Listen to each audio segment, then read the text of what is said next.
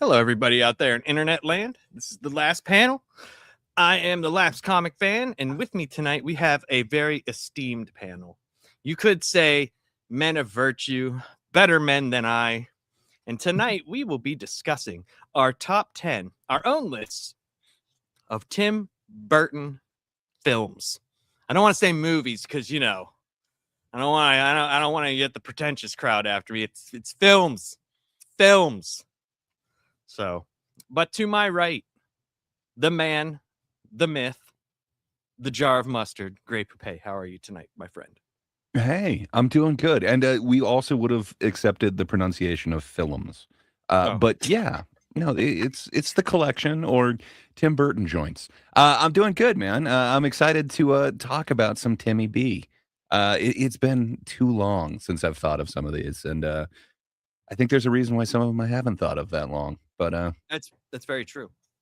It's very, very true. I was very surprised when I went through the list. Scott, I'm sorry, but we were only doing the movies that he directed. So I honestly thought it was one. Yeah, it's definitely, it would be in my top list if we were doing just films he was associated with. So for the longest time, I thought that was a Tim Burton film, and that was my favorite Tim Burton film. Sadly, I found out otherwise. And Charles, how are you doing tonight, sir? I'm good. Pulling in a double shift today. Oh, yeah, we're at the tail end of a streamathon on my channel. So they got you behind the whip. Yeah, he's done with poetry. Now he's here to talk about some Tim Burton. It's a fun day. I made a horrible mistake with a friend, and I'm gonna learn moving forward. I mean, that's the best way to learn. You know, making mistakes. It's the best way to learn. Warren, how are you, my friend? Oh, I'm doing good. Been a long day. I've been up since 5 a.m. because I had to do a sale today. But aside from that, everything's going good. Well, that's good. I mean, you know, I had a very long day as well, and I'll tell you guys about that a little bit later. But Bob, the man that keeps the channel going, it's Bob from Bob Loves Movies. How are you today? Yeah, something like that. But yeah, I'm doing good, man. It's always good to be here hanging out with you guys. You know, sometimes I forget that it's Friday because all my days just kind of blend together now. I mean, there are times I wake up on a weekday and I start getting ready for my weekend job, and I'm like, wait a minute, it's Thursday. What the heck's going on? And so yeah. But otherwise doing good, man. It's always good to be here. That happens to me. I definitely know when Tuesday, Wednesday, and Friday are, though, because those are the day that I do shows. If I didn't, then I wouldn't know what the hell day it was. I have no, like, when you work from home and you go from this spot to this spot, like, and that's it. Your stairs are the only, like, walking space you go. You kind of shit blends together, man. It blends together. It definitely does. So overall, this was a great topic for discussion, and it might have been I think Gray put this in there. Gray, was this one that you put in there? I think so. I just threw it out there. I figured there were ones that we didn't need to do a lot of homework for. Apparently we could have crammed more into this. I don't know if any of us has watched all 20 of his films, but maybe. I think I've seen 17 of them. I don't think I've seen Dumbo. You haven't seen Dumbo? Oh, no. Then what do you have as number 20? You're kidding, that's my number 1. I don't have as number anything. So WZ? And there's another. There was like a couple more that I didn't. Oh, Big Eyes. I never saw that before. Yes, WZ, you are just in time. We're just starting, my friend. That's a shame. I can't remember what the other one. I can't remember what the other one. What the other one was. Because I saw Dark Shadows. Peregrine Falcons. That's it. That's it. Whatever. Yeah, that's it. Peculiar Children. Sadly, that's the only one that I haven't seen. Oh, well, what's wrong with you, Gray? Where is it? Not on your 20? What is it like? No, I did not realize that was even a Tim Burton film. I was just like, oh, I don't care about Peculiar Children. No children for me. What's wrong with Peculiar Children? I don't even like normal ones. He's got a very open and shut case. He doesn't like regular kids. He doesn't want peculiar kids. He's got a farm, so he's got an animal farm over there. Yeah. Kind of a zoo. Zoo, yeah. Marsupials and things hiding in sleeves. And shit. That's why you can't have the kids around. Just saying. So, the usual Don't question respect the animals. that will go around. We'll start with you, Gray. How did you hear about Tim Burton, or did you see a Tim Burton movie without were you young and didn't, weren't into like directors and stuff yet, and saw a movie of his and then went back and realized, oh, that was Tim Burton. How did that voyage come for you? I have no idea if I had like old tapes and DVDs or what, but he was there as long as I can remember. I think we talked about it in the Halloween episode, but one of my biggest traumatizations was from Pee-wee's Big Adventure. Large Marge, man. I don't know what it is, but somehow that just it hit me at just the right age to like. Oh, I know exactly what it is. Large Marge has been dead for these 12 years. But that's exactly what it is. Like I don't know, whatever I was, like 3-year-old or something. It hit just right to where I know like anytime that was playing, I had to like run out of the room at that moment. The rest of it, I could enjoy the bicycle, good times. But yeah, just some reason. So I guess he always shaped me. And then, man, Batman 89, like, come on. It just feels like that was always around. I must have had that on like DVD or something as a kid, because I swear I've seen that a million times. And then the follow-up, the even better, the official, definitive Catwoman. I think that's where it all started. And then later I became aware of him probably more around like the Sleepy Hollow time, and kind of a weird heyday around there. I enjoyed that time. Yeah. So I'll do mine real quick. I saw Batman 89 in the theater. Saw it with my brother, and my brother's a little bit older than me, and he knew we had seen Pee-wee's Big Adventure, but I didn't know, that it was Tim Burton. I didn't even know who that was. But my brother had mentioned like I've heard him talking to his friends about Tim Burton. And it was probably it might have been, it was definitely before Sleepy Hollow. I know that because I was in my 20s when that came out. But it might have been Mars Attacks that I really started like paying attention. I know it was in the 90s. I know that I started paying. I was like, oh, okay, this guy has a style. Like there's a style to his sets and the way his movies look and stuff like that. So Charles, what was your Tim Burton experience? I didn't really respect him as a director because at a certain point up until maybe I was 20 years old, I didn't realize that writer, director, producer were different things. So I would think of like Jerry Bruckheimer as a filmmaker. Like if I knew Days of Thunder, all I saw was that dumb tree getting a lightning bolt. I'm like, oh, Jerry Bruckheimer made this. Cool. So not until like after Planet of the Apes came out was I like aware of him, but his style is very, very clear. And like someone said in the chat, when you see Tim Burton, you kind of know Tim Burton's influence on things like Corpse Bride, Nightmare Before Christmas, Sleepy Hollow, like they all have that look. And James and the Giant Peach, right, like that right, type of stuff. right. Yeah, Frankenweenie. Like there's a look to it that I'm more aware of, but I feel like his better work was stuff prior to me knowing that he was responsible for it. So I don't know what the hell that means. No, I know what you mean. Like before you like knew, you saw his movies, but you didn't. Like you said, you weren't really paying attention to who it was. Right. But once you found out who it was, you were like, oh, I like his stuff. That I knew before I knew who he was, like those movies. I know exactly what you mean. Why can't he be the thing that when I didn't know him? Can he go back to being that, please? Yeah, and I liked Sleepy Hollow, but like I felt like that it's convoluted as all hell. It is. Like let's just be, but for me it was just fun to see, and it was fun. But after that, to me, it felt like it was just like what is he doing? Like when you start getting into the Alice in Wonderland and like I'm just like, all right, dude. Yeah, 2010s have been not kind. Interesting. Yeah. Warren, what was your Tim Burton voyage like? My first one was Batman '89, Mhm. and I didn't really understand like who Tim Burton was till later. Um, I didn't even know Tim Burton did Mars Attack for a long time, and I Ooh. loved that movie. And I knew him for like I remember Beetlejuice was like the first time I saw Beetlejuice was like the first time I saw a Tim. I knew that it was Tim Burton, and his fingerprint. Even on Batman, you can see his fingerprint, even though he's toned down a bit from what he usually does. But yeah, Batman was the first time I got into him, and then I think the last time I cared was like after he destroyed Planet of the Apes. I was like, well, this is.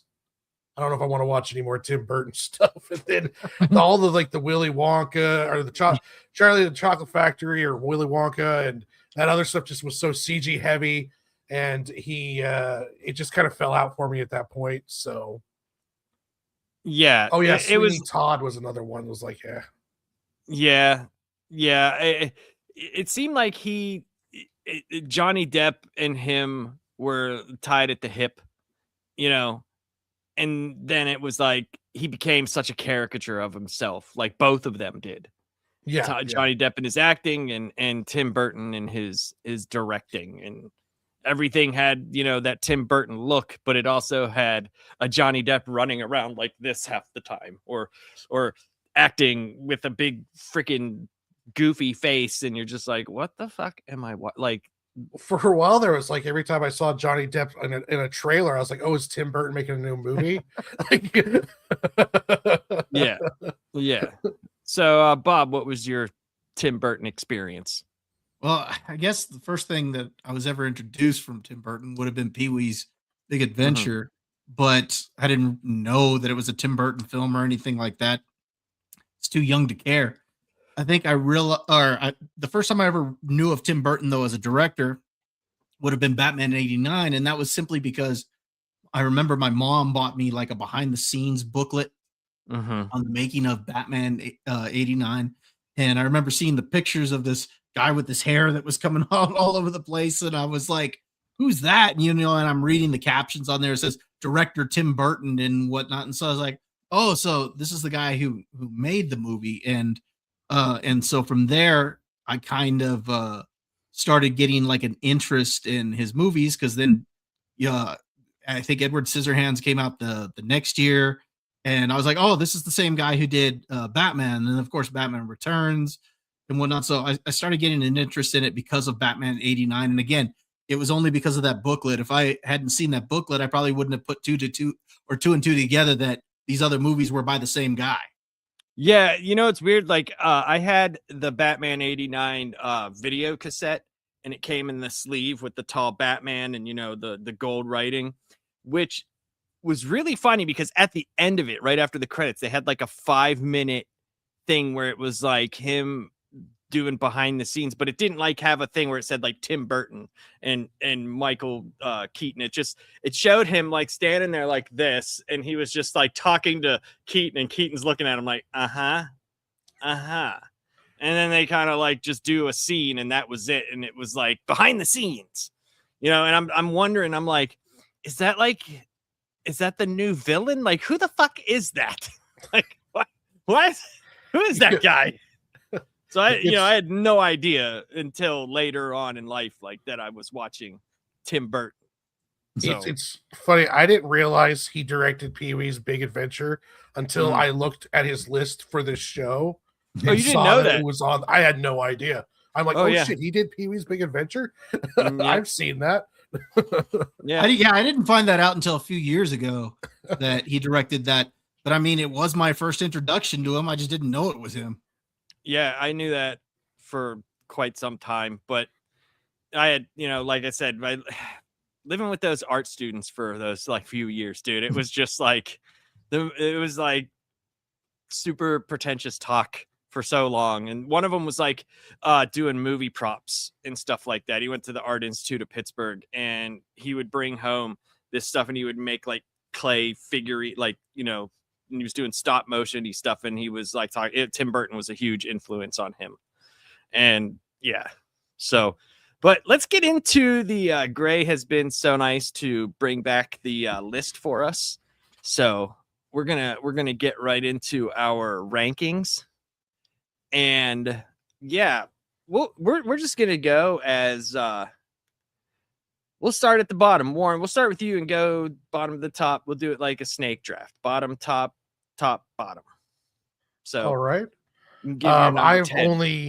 only seen 10 movies of his, so I will start off with the worst one, which is Planet of the Apes. How dare you? Why so high? Because that's the only 10th one I've seen.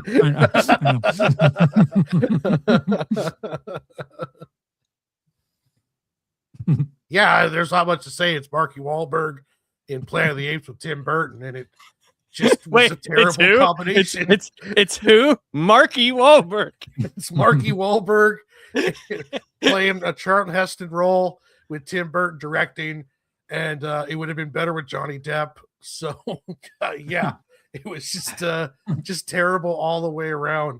And I'm a big fan of the old school Charlton Heston Planet of the Apes movies. I think they're amazing, all 5 of them. And yeah, that was terrible, absolutely terrible. Yeah. All right. Well, Bob, what's your number 10, sir? Hold it one second. Warren, did you say that was your number 9? Did you say that you'd only seen 9? No, I've seen 10. That was my number 10. Okay, my bad. My dog was barking right as you said. I'd only seen a number, and then my bad. So sorry, Bob, I interrupted you. Hey, great. If you want to do this, since you have the list, it might be easier since you're keeping track of it. If you just want, you can call out whatever order you want to go in is fine with me. Ray, perhaps your You're doing dog a is great trying to job. tell us that it voted for something at number 10, and maybe you should pay attention he to your does. dog a bit more. My dog is a big fan of Beetlejuice, Well- but he is wrong. The dog, Charles, what we don't know is the dog is actually very excited to tell us what he voted for. I mean, Frankenweenie That's comes fine. in second for him. But I'm sorry. You were doing a great job, Lapsed. I think you called you're on good. Bob, and I think that was a good choice. I'm going to stick with your leadership. All right. Well, in that case, I'm going to go with Big Fish at number 10. There you go. That's one of those that when I think I've seen it once, maybe twice.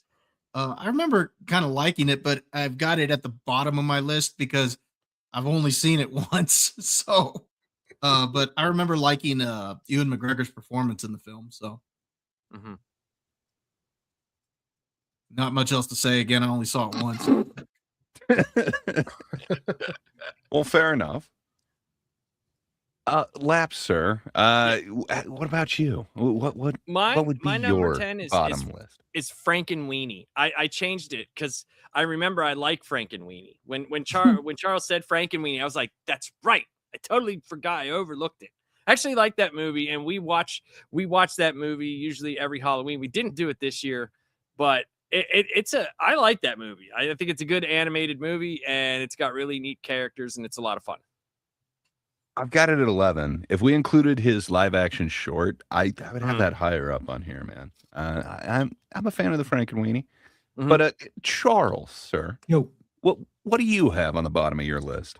I have another big movie, but it's Big Eyes. Ooh, Christoph Waltz, right? Yeah, and Amy Adams. So what Last is Gasp. that movie? I don't know. That's one of the 3 I've never seen.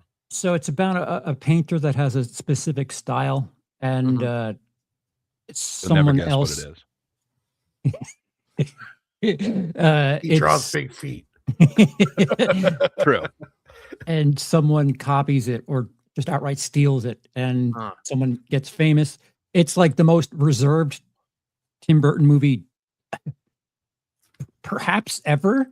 Certainly in the 21st century. It's the closest thing to, I don't know, being normal in the last 20 years, where it's just like, oh yeah, you can do things that doesn't really need to be all gray and stop animation and like it. I forgot. I'm sorry. But it was, I like everyone else. I have not seen all 20 of his films, so I've only seen 13 or 14, but I still kind of enjoyed this and had optimism because I think this was the movie he made after Alice in Wonderland, and I was like, please stop adapting things because it was after Charlie, it was after Planet of the Apes, and little did I know that we were getting Dumbo and no, that's not fair. It's Dark Shadows that was coming out shortly after that too. So that was so bad. So if only to encourage him to do normal stuff, I would like to say Big Eyes at 10. Gotcha. And do big breasts. That would have been a great movie. He's got a certain style to his art. Sydney Sweeney, there's your lead. You're welcome. Well, if he ever does a sequel to Big Eyes, that'd be perfect. So, I gotta be honest, I've got Big Eyes at 13. There's a couple that I thought were just a little bit better, but I know what you're saying. And I got Frankie. Can you prefer to lie, 11, please? So we're close. Don't be honest, just lie. But yeah, as for me, my number 10, it's kind of just that I think there's some that are a little bit better, but I actually love this film. It is campy, it is weird as hell, but it is like kind of perfect for me, and it's one of my favorite couple of Nicholson performances. It's Mars Attacks, man. That for me is my number 10. It is. I have some that I like a lot more than it. What can I say, man? There's some great Burton films. All right. And I will fight you on it. Right. I'm telling you, I love Mars Attacks, but there's a couple that just do a little bit more for me that are a little less camp. But this is the perfect level of camp. Once it gets to like, I don't even know what you'd call like Charlie and the Chocolate Factory or Alice in Wonderland. It's way too beyond what you call them like, shit. That's what you call it. With Mars Attacks, it is like perfect amount of camp. Like it is just it works for me. It is exactly what I want. It is what those like comics and trading cards were. Like it just I love it. You know, I was really hoping that they were in Charlie or Alice in Wonderland. They were really going to pay off that side saddle scene. You know, like she can't ride side saddle. She can't do it. What the fuck? Alice in Wonderland, everyone. Oh, right. Yeah, I've seen it. I don't care to remember it. Yeah, it's stupid. That's my problem. And she like after she's done with the Wonderlanding, because it's Underland. She comes back and like in front of all the the posturing people, she's like, "This is what I do," and she does this like stupid dance, right? And they're all just like, "Whoa, oh, I never." And you're like, "Oh Jesus, this movie sucks." Yeah. Well, as long as you're saying movies that suck, Lapsed, why don't you give us your number 9? What movie sucked less than 8? Okay, my number 9 was Sweeney Todd. Sweeney Todd, number 9? Yeah. Okay. Yeah, listen, Mr. Mars Attacks at 10. Take it easy. Stay in your lane. It's a peculiar number, but okay. It's an okay movie. I just didn't, I don't know. I think I was Johnny Depped out by that point in his movies. Like, and I thought it was still a cool movie, but there's some things that just don't need adapted. And like, a killer barber is just not like, a demon barber of Fleet Street. Come on, sir. That's fine. He still slit throats with his Jersey Girl was more than enough coverage for that film, to be honest. Oh, but you need it full length now. You got to taste. You got to get the real thing. I still enjoy the movie. All of the top 10 movies I actually enjoy because like I said, I've seen 17. It's funny that the movies that I haven't seen are actually on your list 18 through 20. Those are the 3 that I have not seen. So yeah, you're pretty good. You're pretty good with that. Yeah. They're on the lower part of my list as well. Well, Lapsed, I appreciate that. I'm just giving you shit by giving it number 9 because that's also my number 9. You know what can I say? It's a good musical. And you're wrong. Okay, it might not be to the levels of Joker Folie à Deux, but yeah, what can I say? Now that shit. Barber of Fleet Street. It's great.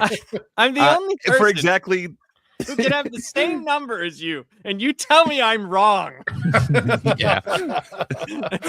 But It is for the reason that Charles mentioned. I fell in love with this musical because of Jersey Girl and that weird scene that not scene, but everything that leads up to the performance that they do in there. So I don't know, just kind of always had a soft spot in my heart. And once I finally saw this months after it came out, it was like, oh, that was okay.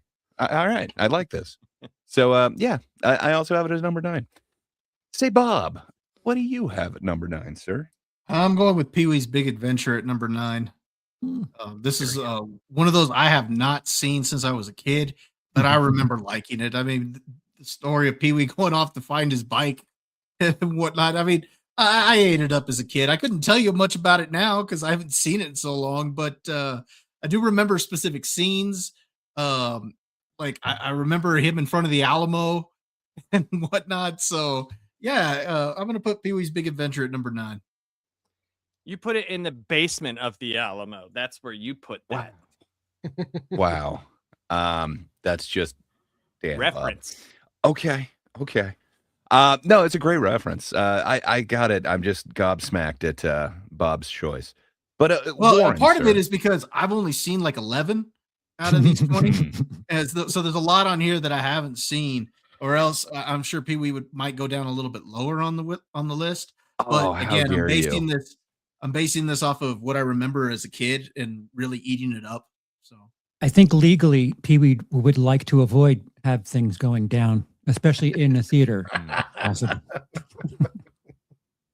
That's well. On that note, say, topical. Warren, what's your number 9? Now, reminding, I've only seen 10 movies of his, and it is Pee-wee's Big Adventures number 9. And I find as a kid, I liked it. As an adult, I find it disturbing. So it's number 9. See, and that's why I'm not going to watch it as an adult, because I don't want to find it disturbing. It just feels a lot more weird and creepy. And I don't know. No redeeming value? You got a Phil Hartman performance in there that's legendary. The tequila performance that he does on the bar is probably the only thing that I probably fondly remember of that movie. Come on, the Alamo, the aforementioned Alamo. I blanked fine, out. I'll record it, but I will disagree with you. Charles, what is your number 9, sir? I was feeling a little bit bad about things, but maybe not. This is going to be an odd night, I think. Number 9 for me is Edward Scissorhands. That low? Wow. Yeah. Or how dare you? I don't know. It's again, when I originally saw it, I was a kid and I didn't really get the vibe of things. It could be like the inverse of what Bob was talking about, because I haven't really appreciated it as an adult as much as I did as a kid. And I've only watched it twice total. But when you go back and watch Edward Scissorhands 25 years after it's done, and you know what Burton ends up doing after that, it's like, oh, the early stages of him doing this stuff, and it doesn't hit the same way. I don't know why, but it just doesn't hit me the same way another 8 movies do. Wow. Okay. Fine. I think that's a weird choice, and you went way too low. I guess I'll start out the 8s. I went Edward Scissorhands for kind of the same reasons. I don't. Number 9 is way too low. Let's put Yeah, what can I say? I'm an ass. Yeah, it's a lot of the same reasons. I just think what he's able to do, especially with the exact same actor being multiple kind of variations of this character, I think he gets it much better much later. So I don't know. It doesn't seem to hold up that magic that I thought it had as a kid, but apparently it had a huge emphasis on me subconsciously. I don't know why, but as a teen, I always wanted a van. I mean, I was in a band, so that was kind of necessary, but I wanted it to be painted black, and then I wanted flames to be coming out of the back window. Up until somebody pointed out, you mean like in Edward Scissorhands? It's like, what? No. And apparently, maybe yes. I think it's subconsciously implanted on me. I never ended up going through it, but still had the Chevy Bonaventure van. It was awesome. So, for me, number 8. Okay. Bob, what's your number 8, sir? For me, Beetlejuice. 8. Yeah. Again, I'm going off of what I've seen. But I actually enjoyed Beetlejuice. I had a good time with it. I don't think it's like a great movie or anything, but I think it is heavily carried by Michael Keaton's performance. And just seeing him back in the role made it fun for me. And seeing Winona Ryder back in her role. Yeah, but she didn't Catherine do her O'Hara. famous ping pong ball trick, so I'm out. Yeah, Catherine O'Hara. So it was cool seeing these characters back. Again, it's not like a great film, but Keaton still can nail it as Beetlejuice. So I that's number 8 for me. It was interesting how they did the workaround with Jeffrey Jones. Mm. I don't know, kind of worked for me. Yep. Okay, Warren, sir, what's your number 8? I got Sweeney Todd, and yeah, I didn't. I was hoping it was a little bit more of a rock type musical, but it wasn't terrible, and it was better than Pee Wee Herman's and Planet of the Apes. So I put it at number 8. But it was kind of like an era like Lapson where I was just starting getting tired of seeing Tim Burton, Johnny Depp at that point. So it was just down there a little bit more. That makes sense. All right, Charles, sir, what's your number 8? I too have Beetlegeist at number 8. That high? Yeah. Wow. Yeah. It's it's better than Edward Scissorhands? I do, oddly enough. Okay. I enjoy it, but the odd thing about that movie is you watch the first Beetlejuice and you're like, man, I'd love to see more of this world. And then you get Beetlejuice, and you're like, maybe they didn't have enough to tell more than one story. So while this is great and all, Michael Keaton's performance and like checking in on them, these legacy sequels, I don't know, maybe I was just hit with nostalgia, but That's why I'm worried about Spaceballs. He's motherfucking gonna be goddamn Rick 100. 100. He will be 100 years old. Name one thing Rick Moranis has been in that wasn't amazing. Name one thing. What was that third Honey I Shrunk the Kids movie? I don't think he was in it. They blew up the baby and he's like, I'm out. I think. Maybe I'm wrong. No, they had a different guy on the TV show. Shrunk Ourselves or something like that. Oh, okay. There might be a bad one. Fair enough. Lap, sir, what's your number 8? My number 8 is Edward Scissorhands. Zorans? Yes. I just, it's just one of those movies. It's like, it's cool, but like once you've seen it one time, I don't know how much there is in extra watching, like now I've seen it a few times, but I remember pretty much most of it, like where I don't need to see it again. And I don't know. It's like, dude's got scissor hands. Okay. All right. But I like the 1950s aesthetic. I thought that was really cool. And yeah. But that was my number 8. Yeah, if I'm looking for something to get from the Edward Scissorhands vibe, I'll just watch Pleasantville. I don't know if that's an accurate comparison, but I go to that movie for those vibes. It's not, and I don't think it's a bad movie by any means. By any means, like I really don't. Like I actually like the top 10 movies that I've picked. I actually like all of them. Yeah, you should. His hands were scissors. They were scissor hands. Say, Warren, why don't you lead us off on this? What's your number 7? For me, number 7 is Big Fish. It's a personal reason, really. There was parts about the film that reminded me of my grandfather, and I watched it like a month after my grandfather passed away. And it took me a bit to actually be able to watch the full movie because it kind of hit me in some certain spots. So, but I liked it, and it's like one of those personal things where it just hit me at the right time. So I put it. That's why I have it at number 7. Overall, probably not like one of his better films, but for me, it was just one of those ones that kind of really resonated with me. completely agree with you, and that's actually why I also have it at number 7. It also hit me at like kind of a perfect time, and somebody who really hates me showed it to me and told me how much they appreciated it, and man, it just kind of hit me at the right time, and just man, Tim Burton knows how to hit you in the feels. He does. At least That this movie one was able does. to. So yeah, I like this one. I'm a fan of it. I think he does a few of them just a little bit more entertaining for me. I would go back and watch them, but for me, super powerful. Dig Big Fish. Say Charles, what's your number 7? Pee-wee's Big Adventure. Hmm. Yeah, I just don't feel like for children's stuff. I don't think Tim Burton like aligns with my style very much. End of No? story. So I take That's it you're all I not have a to say fan about of that. Miss Peregrine. Well, maybe I'm getting in ahead of myself. Listen, don't spoil my number 2. I mean, wait, Okay, just they're peculiar children, and okay, fair enough. Bob, sir, what's your number 7? Sleepy Hollow.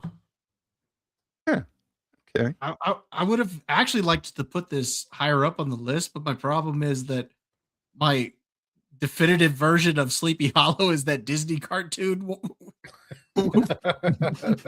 And so I kind of had a hard time seeing Ichabod Crane as a detective and whatnot. So what was he, Constable Crane?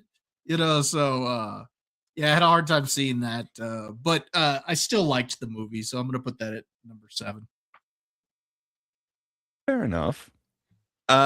Okay, Laps, sir, you're finishing us out on these 7s. What's your number 7? Pee-wee's Big Adventure.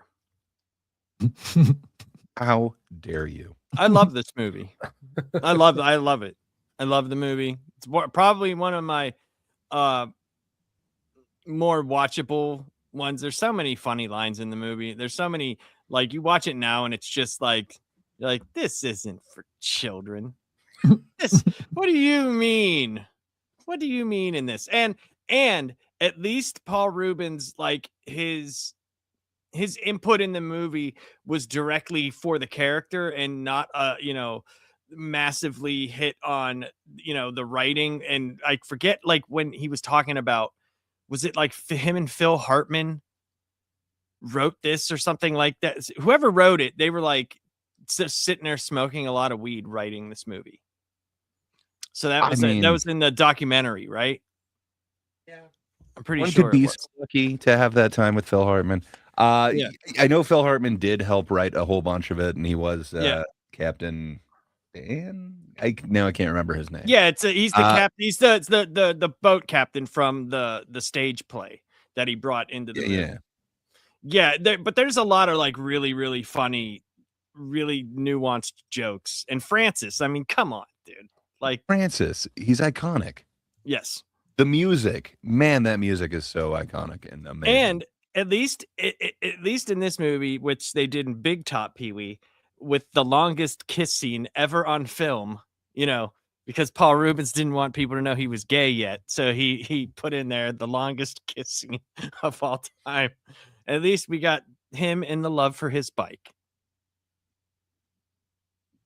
Yeah, I think it's a little low. And that's why I put it as my number 6. What can I say? For all the same reasons, man, the amazing, what's her name? Veronica, the story with the bike. No, now I can't remember her name. Trix.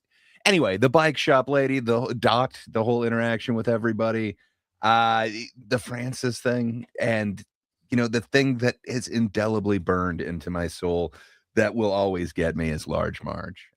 What can I say, man? This one just it made a huge impact on me. I absolutely love this flick. So yeah, it comes in at 6. Was it scarier than Punky Brewster in the cave? So I think I saw both of them probably when I was like 3 or 4. So you were like traumatized from both of them. Yeah, like I didn't know how to process, like, all of a sudden, like, this kid was like turning into rock and becoming like the cave, and it's like, what is happening there? But the large Marge thing, like you don't see anything, so like your mind creates it, and my mind's a dark place even back then. So anyway, that one it stuck with me. And you did have her name right. It's Dottie, not Dot. But you did have Dottie. Right. Thank you. Yeah, it took me a second, and then all of a sudden it all came back to me. But yeah, everything with the Alamo, just man, it's iconic. I absolutely love the film. The scene when they're laughing at him when he's asking, and he's like, "No, no." That's just hilarious. Like the basement of the Alamo. Like what? It's the reason why I know what to do when I'm in Texas. Like you just need to. You can get them all clap. It's great. But Charles, sir, what is your number 6? My number 6 is Sleepy Hollow, and that's probably the closest thing to Tim Burton. I don't know, safety movie where kids could probably watch it and be a little creeped out, but it's not too hokey for adults.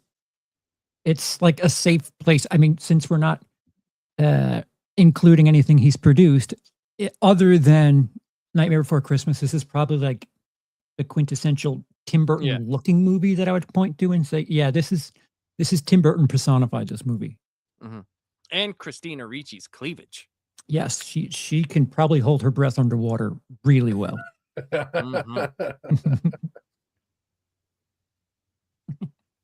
Well, thank you very much for that lesson. I appreciate it. I did not know she was a good swimmer. But hey, Laps, sir. Yes. What's your number 6? My number 6 is also Sleepy Hollow. This okay.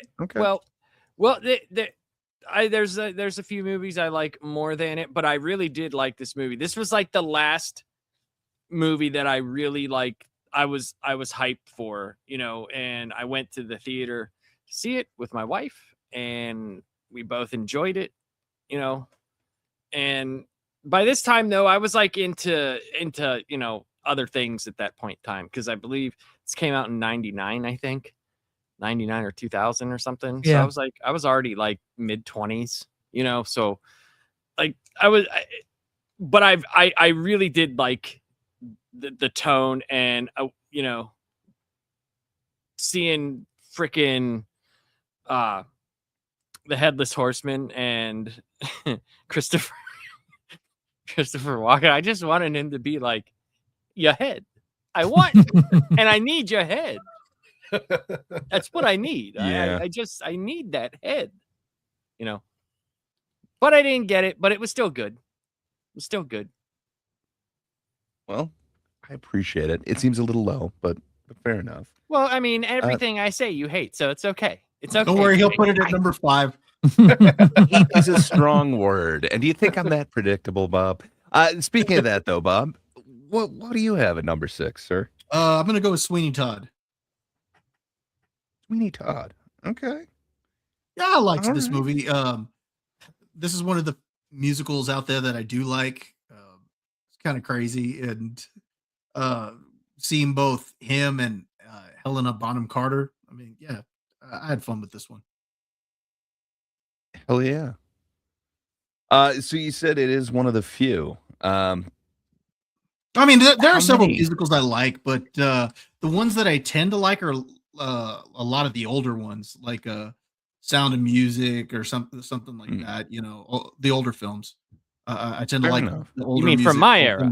Yeah, well, yeah, from your era. No, I tend to like the older musicals than the newer ones. So this is one of the few newer ones I liked. Well, fair enough. It looks like only Charles. Anymore, but only Charles may have appreciated it more than you. We'll see. Only time will tell. Warren, sir, what do you have at number 6? I got Sleepy Hollow. Yay. Pretty much for the same reasons as Laps and Charles. It's a good movie. It's very Tim Burton. The movie is done well, and I enjoyed watching it. And Christina Ricci's boobs. So yeah, it was a lot of good reasons. Brilliant costume design. Yes. Oh, amazing costume design. It wins all the awards.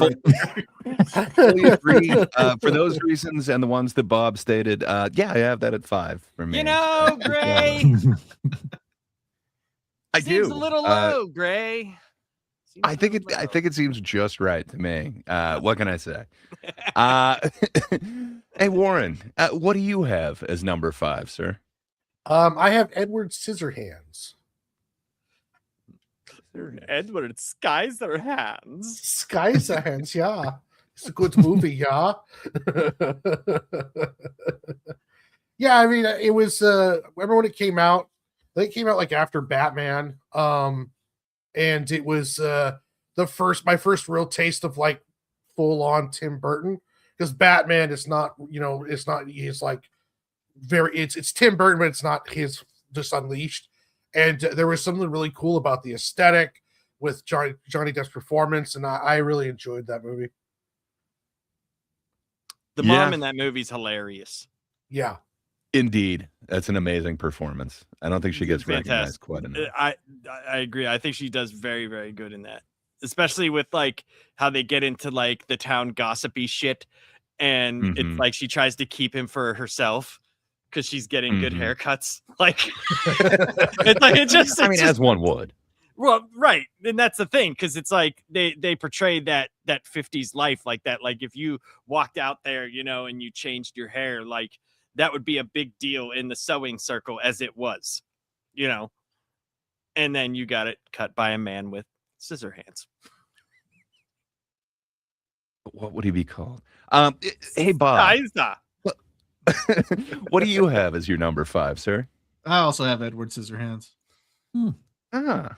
I think Edward Scissorhands is a solid movie. I had a good time with it, and then for all the reasons that people have already said, the mother, she was great in that movie. What was the name of that one that one neighbor that she wanted him, and then later she accused him of grape? So and she's sitting there like, I'm worried about that daughter in their house, after what he did to me. So but really I amazing characters. I liked the movie. Vincent Price too as the inventor. So, Doc mentioned Vincent Price before. I believe it was, and it's an iconic role too. Yeah, so that's part of what makes it memorable for me too. Well, fair enough. No argument from me on that, Bob. Say Lapsed. What's your number 5, sir? My number 5 is Batman Returns. Pfeiffer, though. I like Batman Returns a lot. I like it a lot. 5? Gray, we're just gonna have to agree to disagree. That's all. All right. I mean, I'm sorry I let you down. I'm sorry. There's just some things in that movie that are weird to me, but I mean, it's hard for me to put it because there's just a few other movies that I like a lot more, but Batman Returns, it's got some of the best villainry in it, and it's only not even Catwoman, not Penguin, but I'm gonna push her out the window. And the Sun, you watch the Sun's performance, and dude, he takes on the persona like halfway through the movie. He'll be like, "But Dad," like you're like, "Wait a minute here, what happened? Is he directing you now? Like, what's going on?" Watch the scene whenever he pushes her out, and then she comes back, and watch the Sun, and tell me he is not doing his best walking. It's fucking gold, dude. It's gold. I think that's the most, underrated performance in the movie. I'm just saying gold, but then you give it number 5. All right. Fair enough. Yeah, that's how I work, Charles, Ray. Sir. I'm a complicated man. What's your golden number 5, Charles? Mars Attacks. Okay. Yeah, I'm not. I do enjoy the movie. It's just for me to say I enjoy this movie, and it's as odd as it is saying something, because I don't enjoy movies that are just purposefully weird, but I have a good time with it, and So many amazing performances. Yeah. There's so many good people in it too. Mm-hmm. Just yeah, I'm not a major fan of like 50s and 60s schlock.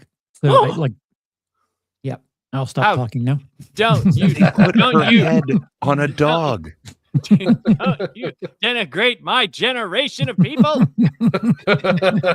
They were the greatest generation. Damn it, Charles.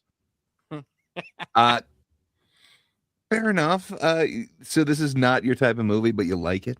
What makes it a little bit different? For the type of movie it is, normally I wouldn't get into it, but I do enjoy it, and I can't. There's intangible reasons that I enjoy it, but I do enjoy it. I can't put my finger on it. Huh. Well, I get that. All right. Maybe that song that they play to blow up the aliens' heads.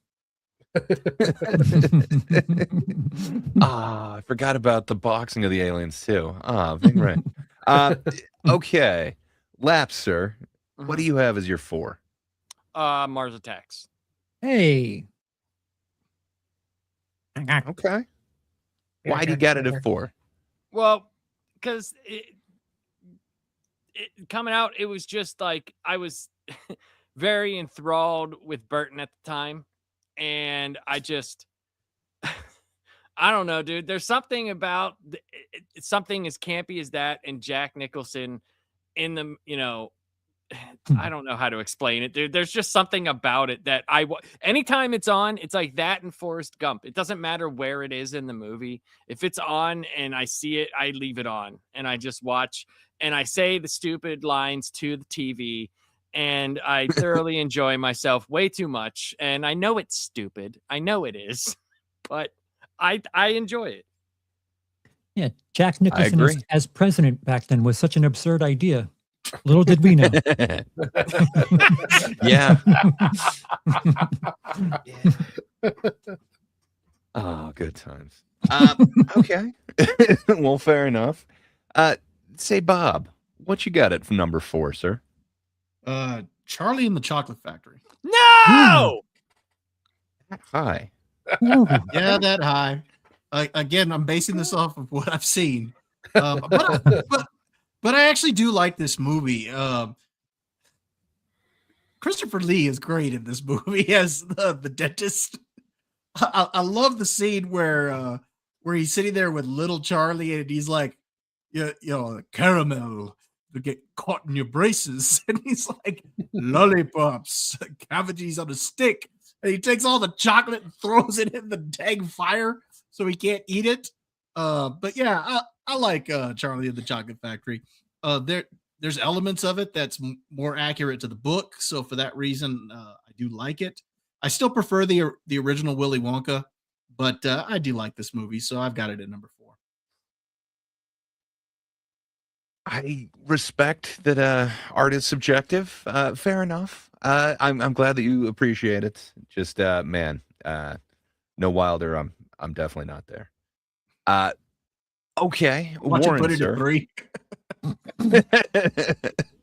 I wouldn't do that over and over again. Warren, sir, what do you have as number 4? For number 4, I have Batman Returns. All right, respectable. Yeah, I mean, there's a lot to love about the movie.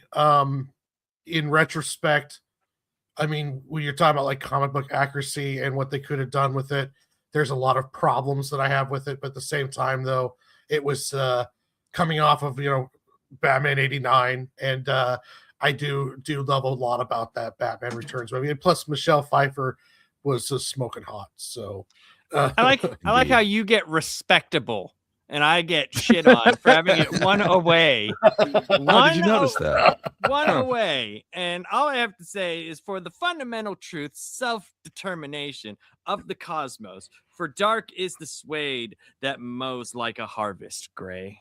That's all I'm going to say to you. based. Ack, ack. Ack, indeed. Say, Charles, Hey. what would be your number 4, sir? Ed Wood. Ed Wood. Yeah. Ed Wood 4. Yeah. Huh.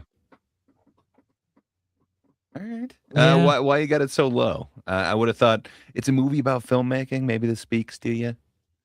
It's a movie about schlocky movie making. So I wanted to prime the pump there when I told you about how I felt about things like Mars Attacks.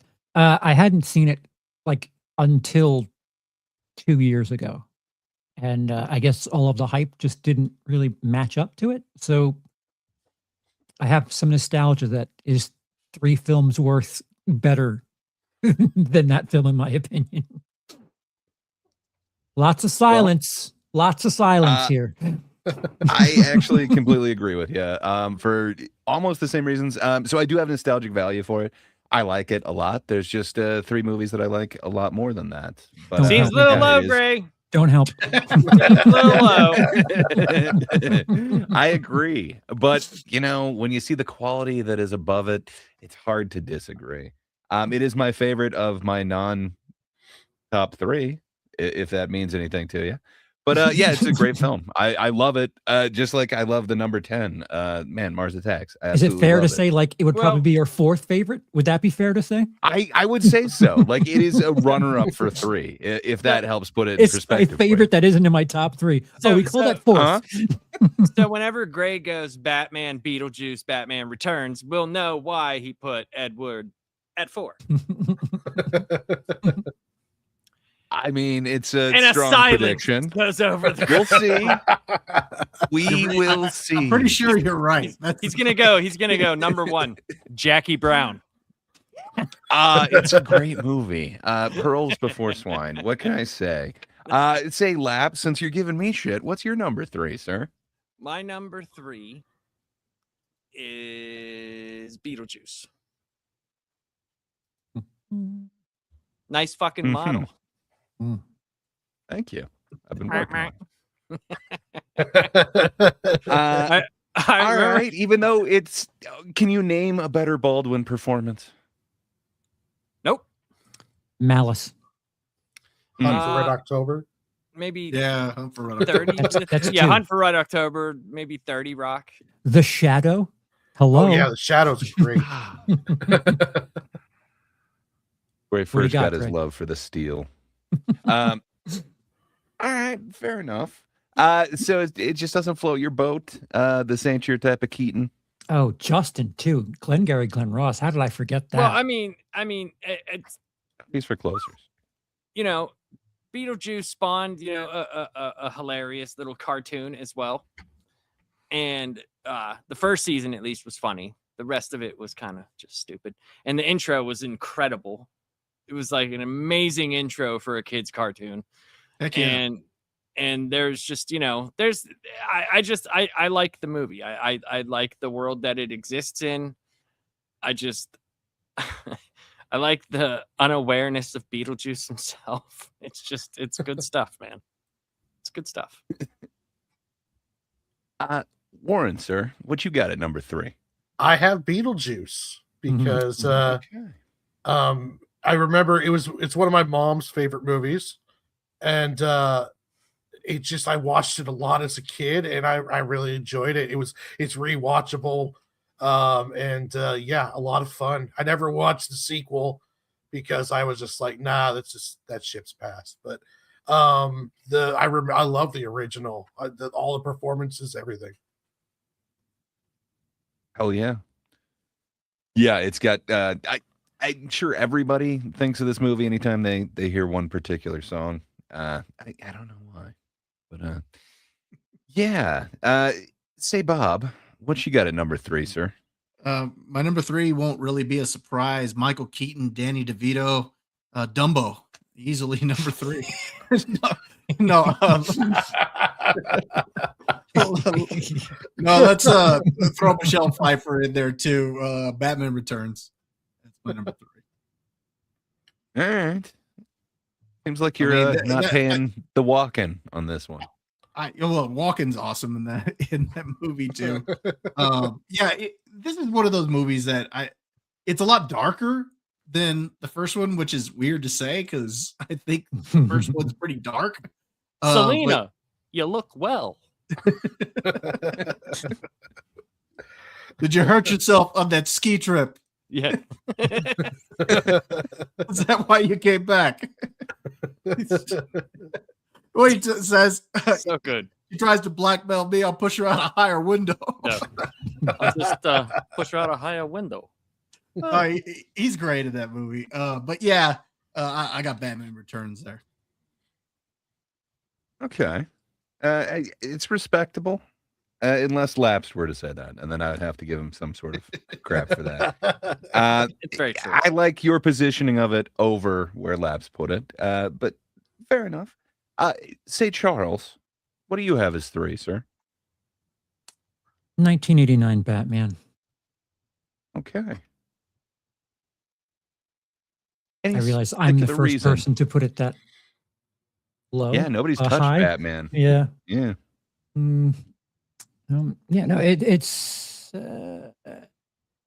I'll let it fill out after everything is said because, when I talk about why Dark Shadows is number 2, it'll all make sense. Fair enough. Okay. Hey, Warren, wait, you've already given your 3. I guess it's just me. So I also have Batman 89 at 3. You got to stop doing the same ones as me. It doesn't help my case. I think it does. It just shows that you are choosing correctly, sir. No. What can I say? I love the movie. I love everything about it. But, Batman Returns, it takes it up a notch for me. So that puts Batman at 3. And maybe you got to fight for Anna DeVito. Could it be a couple more notches? It's hard to tell. It just seems to elevate it a little bit more than this. But again, I love all of these top 10 ones. I didn't realize I appreciated Burton so much. I was thinking of Dumbo and Dark Shadows, Alice in Wonderland, and it's like I don't think I appreciate a lot of Tim Burton films. And I certainly never want to watch Planet of the Apes again. But yeah, I got to say, even though I love Batman 89 so much, it comes in at 3 for me. Well, Charles, I guess I'm going reverse order on this. What you got at number 2, sir? Selena Kyle, you fired. I think that's respectable. I put 0. There we go. Why you got it? Is it just because of Selena Kyle? And that outfit is more than enough, if I do say so. No, I'm more of a horror-brained kid, and that felt a bit more gothic. If, like someone else said, if that's somehow possible, Batman Returns feels a bit darker, a bit more gothic than the original Batman. And I feel like Batman Returns is more of a quintessential Tim Burton movie than Batman is, if that somehow makes sense. Like there's far less color. It's like a lot of grays in Batman Returns. Yeah, and you just get such good lines in that movie, man. Yeah, Blue Bloods and snow. They die easy. Why can't snow be in every Batman movie? What the hell? Mayors, they come and go. Do you think that you could go 15 rounds with Muhammad Shrek? I don't think I could. No, you can't. You can't. Say, Warren, sir, what you got at number 2? My number 2 probably would have been my number 1 if it wasn't for the number 1, and it is Mars Attacks. I absolutely adore this movie. When it came out, I absolutely love it. I love the aesthetic. I love the humor. I still laugh out loud when they put the pigeon of peace in the air and they shoot it out of the sky. I love all the acting. I just love everything about it, the grandmother, the playing of the music, making their heads explode. It brought Just the ray gun back, man. Oh, it's everything about it. I That sound. absolutely adored that film. I gotta be honest, every time I see somebody like really chewing gum, I kind of think of that film. And it's awesome. That's respectable. I get it. I love it. I just think there's some that I love more. But oh yeah, it's an awesome aesthetic. Charles is wrong. But yeah, that being said, Bob, sir, what you got at number 2? Beetlejuice. I think Beetlejuice is just a solid movie. I love the world of the dead that Burton creates. I think it's a lot of fun. The idea of the sandworms, if they leave their house, they're going away from their confined area. Just some of the little things here and there were great. I love the scene where they're talking with she's their guide or whatever. Juno? And yeah. And the team is sitting there saying, "Hey, coach." I'm not your coach. He survived. And then I love it because they come right back to her at the end of that little scene, and they're like, "Coach, I don't think we survived the crash." Well, how'd you guess? So yeah, I think that's fun. Keaton's great in the movie.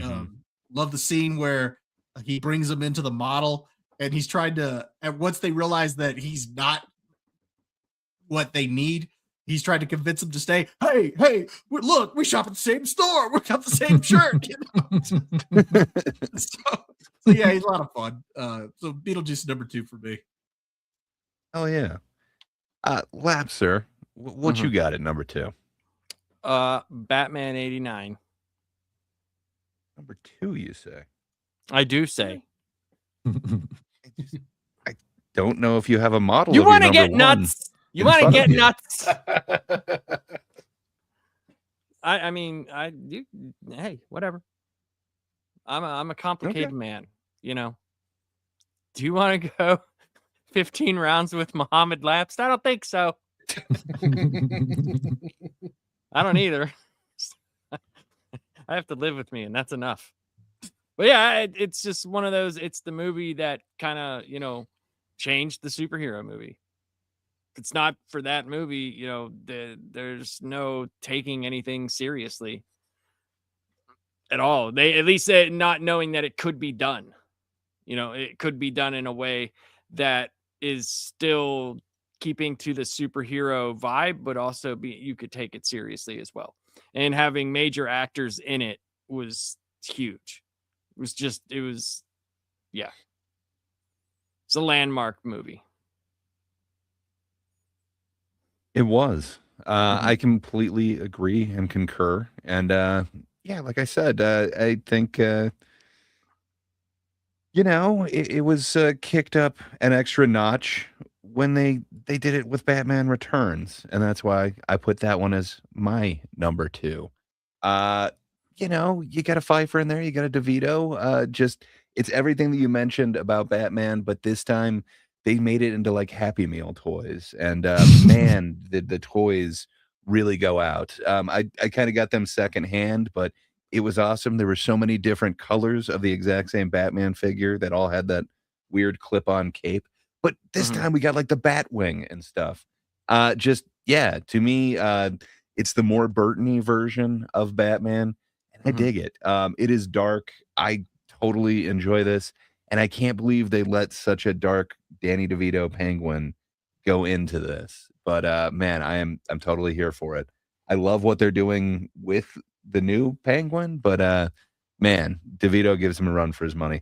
I guess I dig these Burton villains. The same thing with the Joker. Like, yeah, that's not the most accurate Joker, but damn, do I want to see Joker dancing to Prince? I dig Burton's weird ass ideas for these.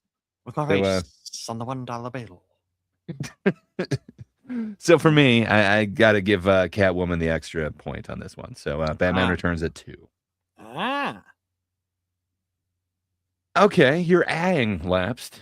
What you got at number 1, sir? Ed Wood. It makes sense. It's my favorite. It's my favorite of his. I mean, get it. Martin Landau's performance is incredible, and it really his performance and what he was going through really spoke volumes to me at that kind of time. So, yeah, let's just leave it at that.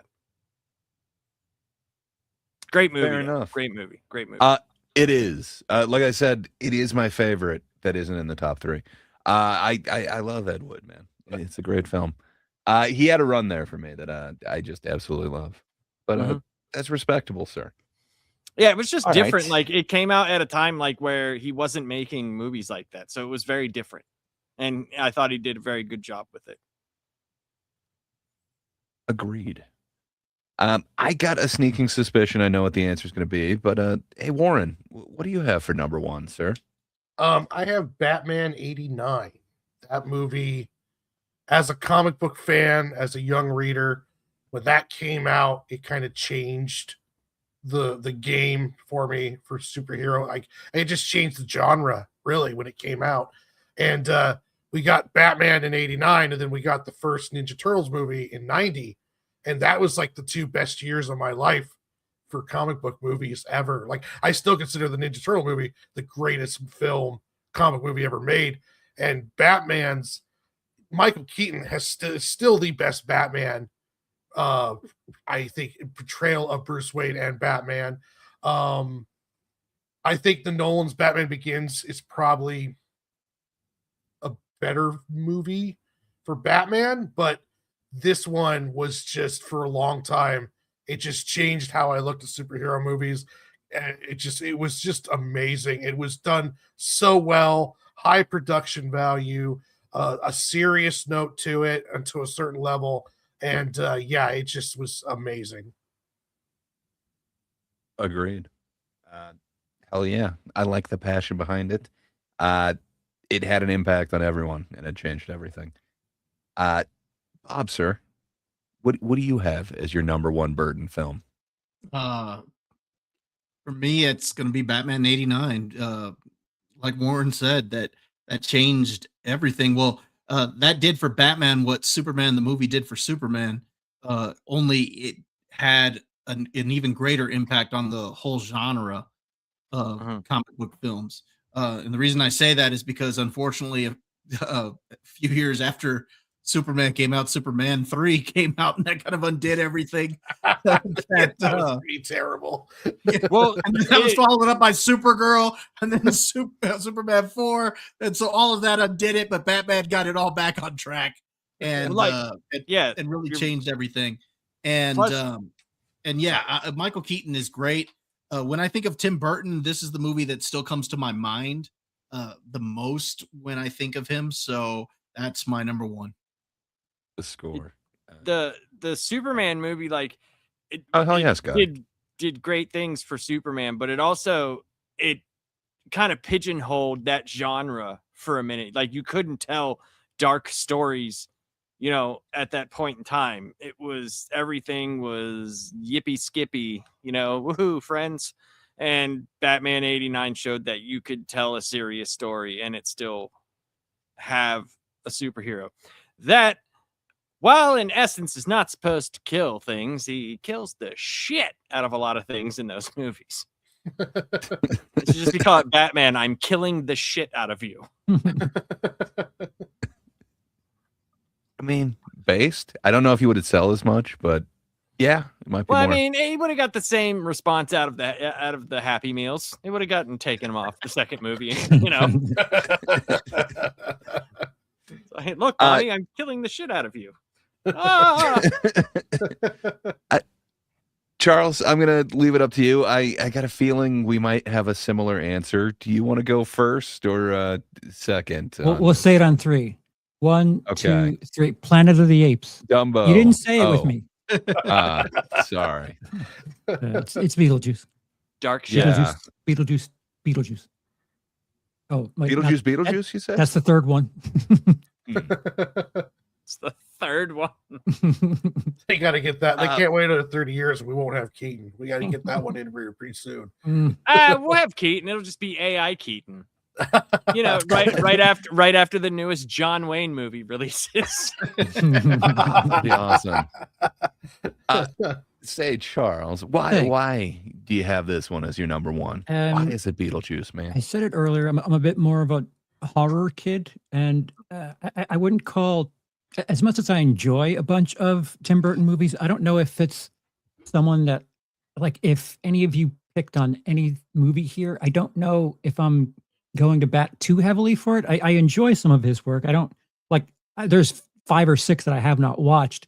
But the fact that he somehow balances like humor, horror, and color, like this is back when he started getting into black, white, and gray.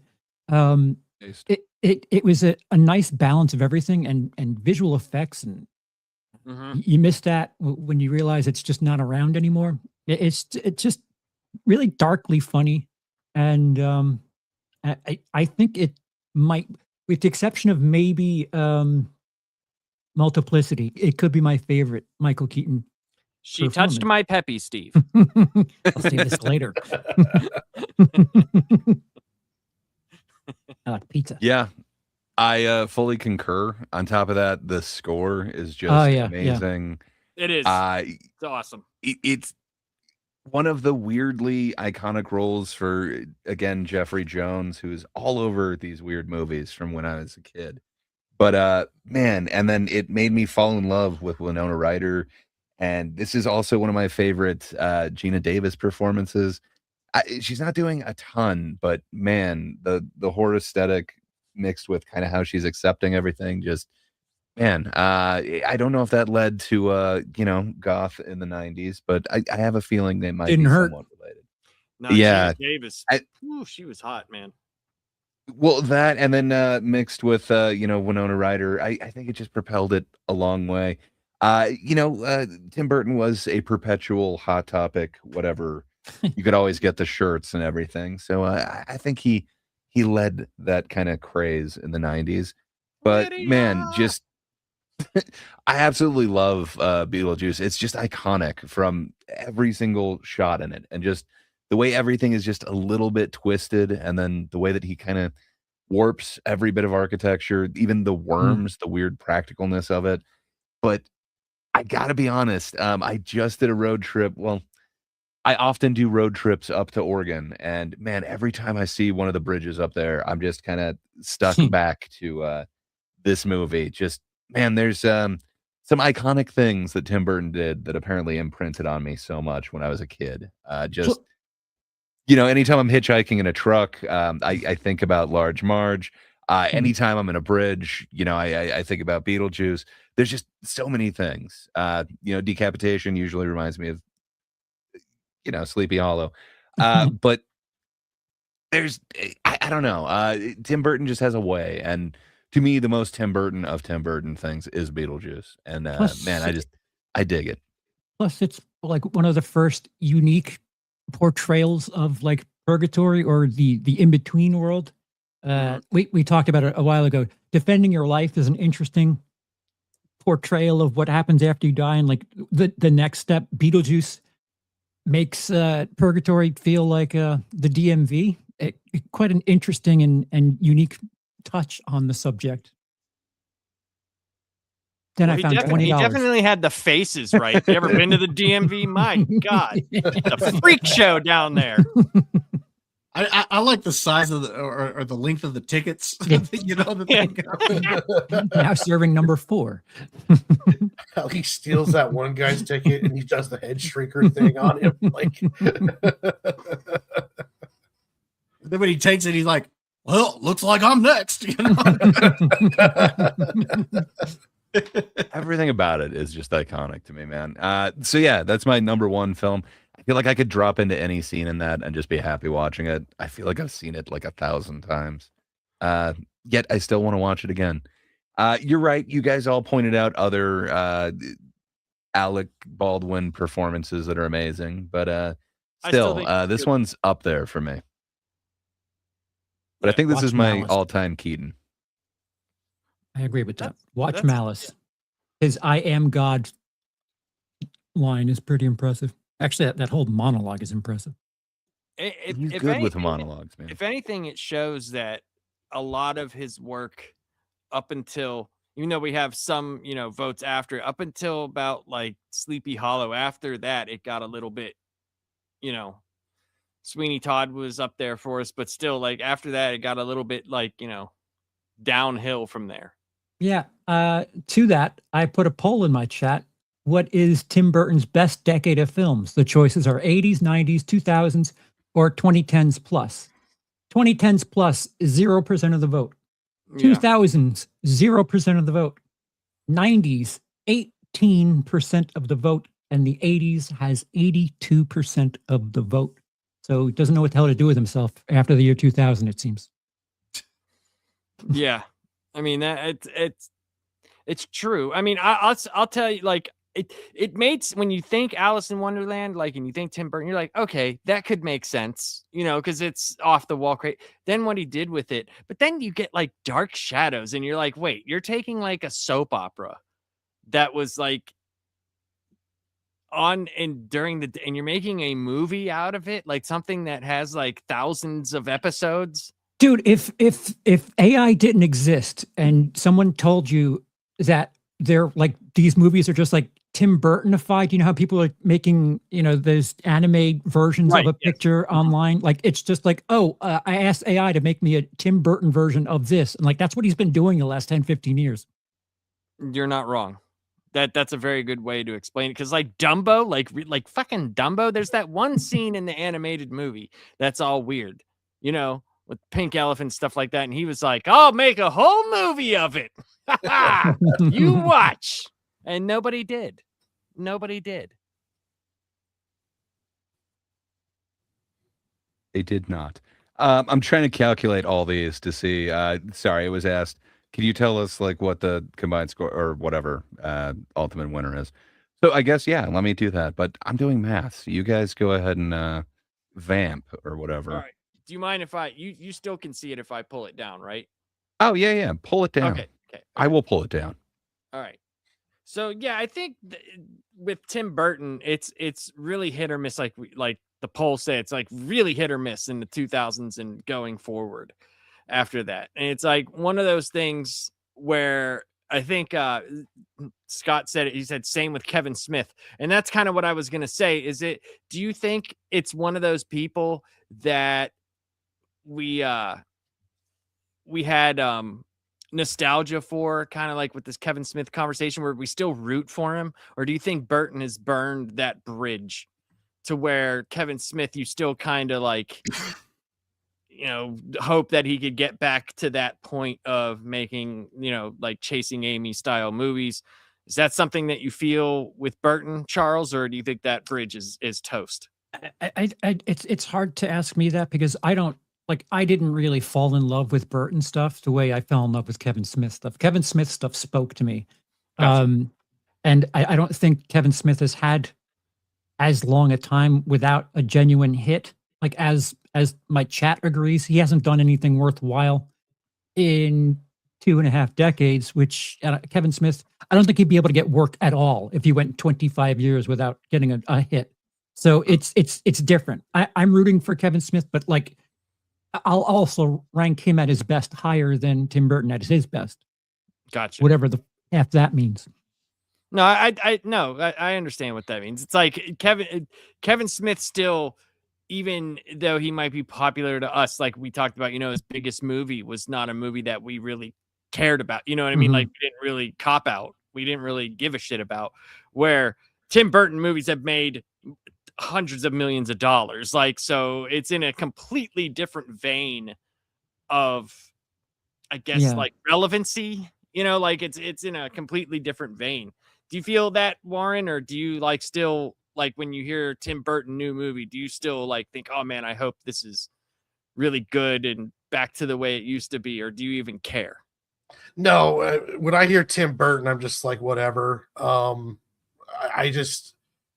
I don't know. Sometimes it feels like the more he's reined in, the better his stuff is. And I was never, aside from like, Batman and Mars Attack, which I absolutely adore, Batman Returns, a lot of his other stuff I could live without. I was more of a Sam Raimi fan than I was of Tim Burton, and they have very kind of similar career paths. Even the Spider-Man movie is better, or Spider-Man 2 is probably one of the greatest superhero films ever made. I'm rooting much more for Kevin Smith. Like, I'll give Kevin Smith a chance before I would give Tim Burton a chance, because just Tim Burton's just kind of like, you had your moments, but you've never even got close to capturing that magic. And I don't even know if you had that much magic to begin with, kind of deal. What do you think, Bob? I think for Tim Burton, I think I feel more nostalgic towards his stuff. When I hear his name, I think real fondly back on his old stuff, where Kevin Smith still has stuff coming out that I get a little bit more excited about. Now, granted, I had Beetlejuice on my list, and that's, his more recent one. And to be fair, I do enjoy the Wednesday TV show. I mean, I don't think it's like the greatest ever, but I think it's entertaining enough. Is that nostalgia based though, like you yeah, said? exactly. That's I see I see the Wednesday show, and I'm like, okay, yeah, I can definitely see Tim Burton's influence on this show. And I still have like a nostalgic feeling for it. But I do think Kevin Smith is probably more relevant today, because he still has stuff coming out that you can get more excited about. Yeah, and it felt like when he did the Wednesday show, he was looking for his next Christina Ricci, and he found the dance thing. Yeah, it's like, all right, dude, whatever, And I Christina Ricci. Yeah, the girl that Helena plays... Bottom Carter. No, what's her name? Jenna Ortega. Yeah. So. Yeah, when he did the Wednesday show, just I'm just saying, like, it felt like, to me, it feels like I have more nostalgia for Tim Burton movies, but Kevin Smith movies were made up more of my like coming into being an adult, like the like late teen to adult years. So I think I vibe with them a little bit more, and because I would say I would put on Mallrats or Clerks 2 or something, or Dogma, much more than I would probably put on any of the Tim Burton movies. That's just me, though. What do you think, Gray? How do you feel about that? Or is that just... Yeah, I'm not gonna disagree with the entire group or anything like that, but I don't know. I guess low key, Burton affected me way more than I knew. Prior to this ranking, I thought, I don't even like Tim Burton films. Like, there's a couple of them that I like, but I don't know. But like going through these 20, it's like, oh shit! Like, I've seen most of them. I had to watch one of them, and there's one of them that I just kind of assume I know where it's at, so it's placeholder there. But I don't think it can be worse than another one on my list. So we'll see. I do need to catch up on one more of them, but again, it's The Peculiar Children. It doesn't interest me. Yeah, I don't think it can be either worse than other ones. But I don't know. I didn't have any nostalgia, and I wasn't rooting for... I didn't think I had any nostalgia. I didn't think I was rooting for Tim Burton. But man, I got to be honest. Looking at this, like how much Pee-wee's Big Adventure, Beetlejuice, Batman, Mars Attacks, like it really has kind of shaped a ton of kind of my childhood. So I don't know. I think I should be giving Tim Burton more reverence than I do. I don't necessarily root for him to succeed or fail. It's just, oh, he's doing that now? Cool. I'm pretty sure it's going to have Johnny Depp in it. Maybe now he's moved on from that, but I don't know, man. I hope he does something else good in the future. I didn't really care for Beetlejuice. I think he's done 4 films worse than that, in my opinion. But yeah, where I kind of root for Kevin Smith to finally get a big win. I feel like Burton's had a couple. I think that's kind of the thing. Yeah, you haven't seen he's had some. Yeah, I agree. Yeah. But man, has his stuff affected me way more than I thought. Like, seriously, every time I'm in like a covered bridge, like, man, it's Beetlejuice for me. So I don't know. You're not I think I should be giving him more reverence to like come out of the covered bridge on the other side. I mean, that is always a possibility too, but I'm just assuming that the car is going to go through it, and that's the end. Okay. I'll get my handbook, and I'm done. I just figured, in the day and age we live in, I'm surprised there hasn't been more headless horseman attacks, just because, Yeah, No? I mean, it's always a risk. But I do have the kind of, I guess, speaking of that, I do have the tallies of the stats. So, Okay. number one, when it's added together and averaged out, we actually have a tie. It's dead equal for Beetlejuice and Batman as number 1 and 2, or co-1, however you want to say that. And then Batman Returns would come in either third or second, depending on how you're doing that thing. And then it would be Sleepy Hollow.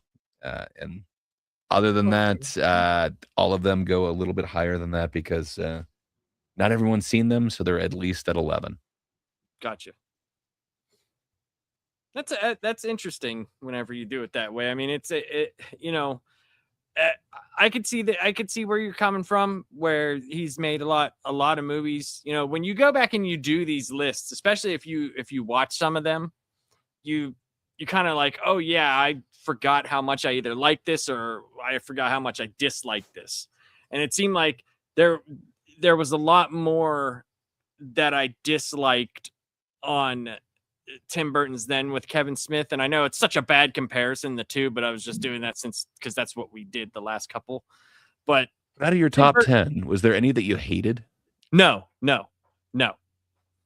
I didn't realize that I liked or loved 10 Tim Burton films. That's the thing that was surprising to me, because at first I didn't realize I saw as many, because I was like, when we talked about it, I thought there was only like 15 or 14, and you were like, no, there's like 20 or 21, and I was like, really? And then I had to go look at the list, see which ones were directed, and because if we're talking about like produced, like I do like Nightmare Before Christmas, James and Giant Peach, those are fun movies. A lot of people like Nightmare Before Christmas. I mean, that has its own, its own like fan club. Is it a Christmas movie though? Sure. I guess. What's we got a really awesome comment here. He says, "When gay losers think their opinions matter." Awesome. That's pretty sweet. That's pretty sweet. I like whenever people give us really good compliments. Excuse me. Oh, he means business. He's bi, not gay. Oh, yeah. Yeah. Get it right. Take that. Take that, Mr. Buster. I didn't realize I was giving an opinion. I was giving the definitive list. Damn it. Yeah. Yeah. Objective. And I look at it. We're spitting straight facts here, yo. Plus, like, I don't think you'll ever get an opinion out of me where I can go, yeah, that mattered. I don't know if I've ever been so serious in my life, other than right now. Let me tell you. Whose channel was that on? I have no idea. It's not on Labs and it's not on mine. It's not on mine. Nope. Not on mine. Okay. Well, something. He might have something's. Left. It says this comment is on a guest destination. Only your guest can leave. But it's nice. Listen, we like all the compliments that you give us, and that one right there, that was well thought out, friend. Very well. Interactions help the algorithm, so we enjoy your help of our algorithm. But next time, call us gloozers. Or gazers. Yeah, gazers. You'll sound so much smarter. Well, guys, that was awesome, man. I love doing these lists. It's a lot of fun. It's fun to revisit some of these movies, and talking with the chat's always great, and seeing where they come from and how that all balances out. But Warren, what do you got coming up, man? I hear you're pretty busy. Yeah. I've got today I got the digital proof for the Sig and Joe graphic novel. So nice. I went through that while I was at work and I approved it. So that means it probably today or tomorrow it's going to print, and which is awesome because that means I'll get them probably mid to the end of February. Nice. I just dropped a reaction video to the Masters of the Universe movie, and I've been doing my daily shorts, and I'll be doing a live stream on Tuesday. So yeah, a lot of good stuff coming down the pipe for me. I'm gonna start doing more of these reaction videos, trying to like catch them as the trailers come out. I would like to do one for the Darth Maul trailer that just came out, because that one looks really, really good. And then I enjoyed the Masters of the Universe trailer. I think that looks like a fun movie. The costuming was absolutely great. But yeah, it was just a lot of stuff coming down the line for me. So make sure you guys subscribe to @Lunchbox Comics. Nice. Actually, Charles just really, really likes Skittles. He's a very big Skittle enthusiast. It's just, it's how he is. My opinions that matter are very gay to match my my hat, my lifestyle. That's right.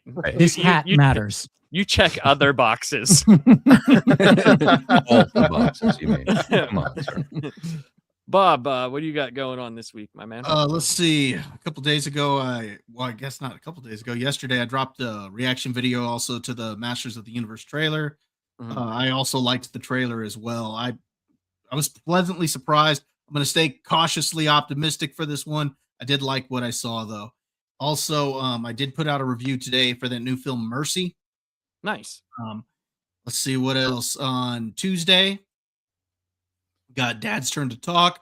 We're going to be taking a look back at Beverly Hills Cop. So that should be Based. Oh, cool. looking forward to that. And then, of course, we'll see what other bits of news we can talk about that day. I'm sure we're probably going to end up talking about the Masters of the Universe trailer as well, because the two guys I do that show with had very different opinions from each other, and that could be kind of fun to watch them go at it. So Yeah, it always is. It always is. So yeah, got that coming up. Don't know about Monday yet. So Don't worry about Mondays. Just have that as a day to yourself. It's self-reflection day, Bob. it's getting closer to that. So That's all you need.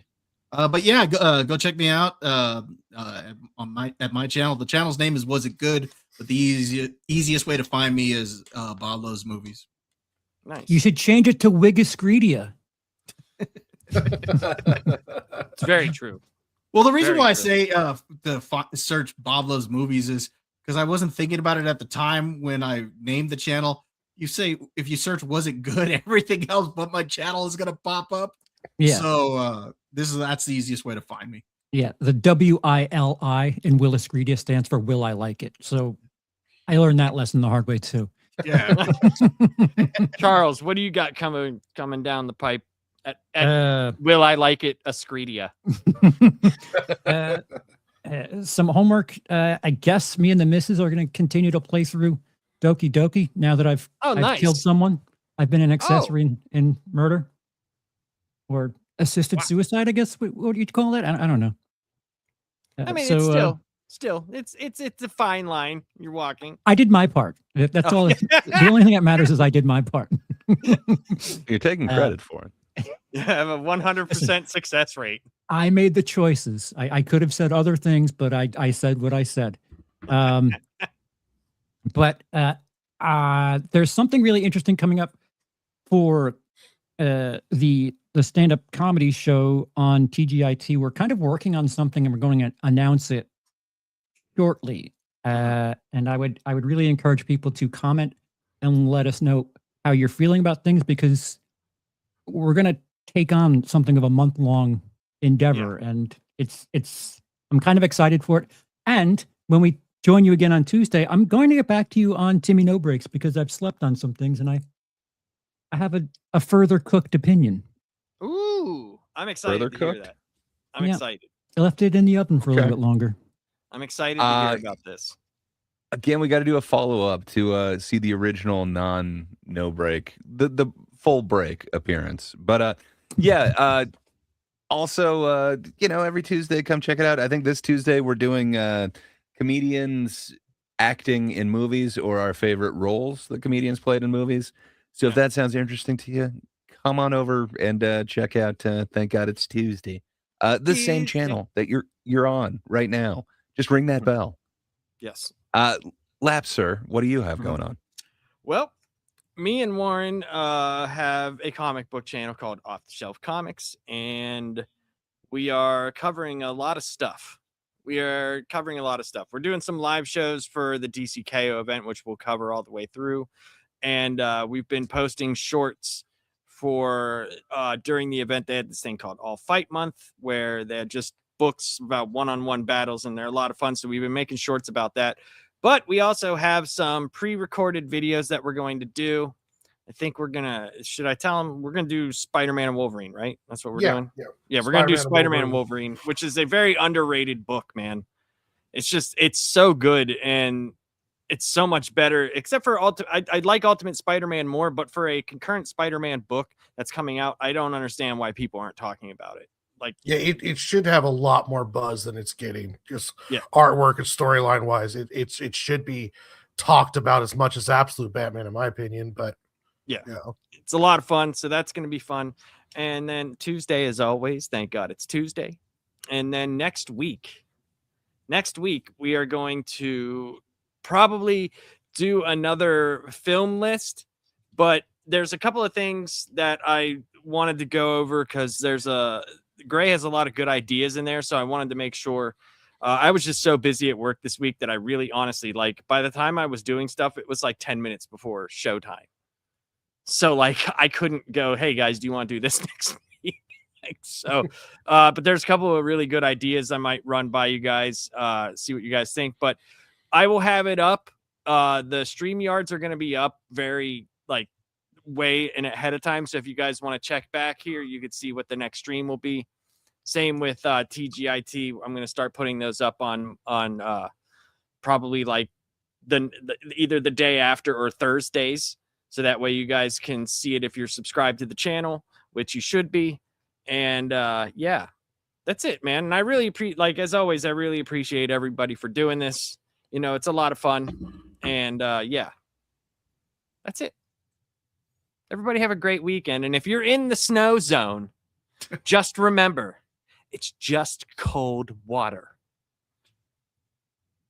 Hit Very the buttons. cold water. Oh, you know what? Fine. No sleep.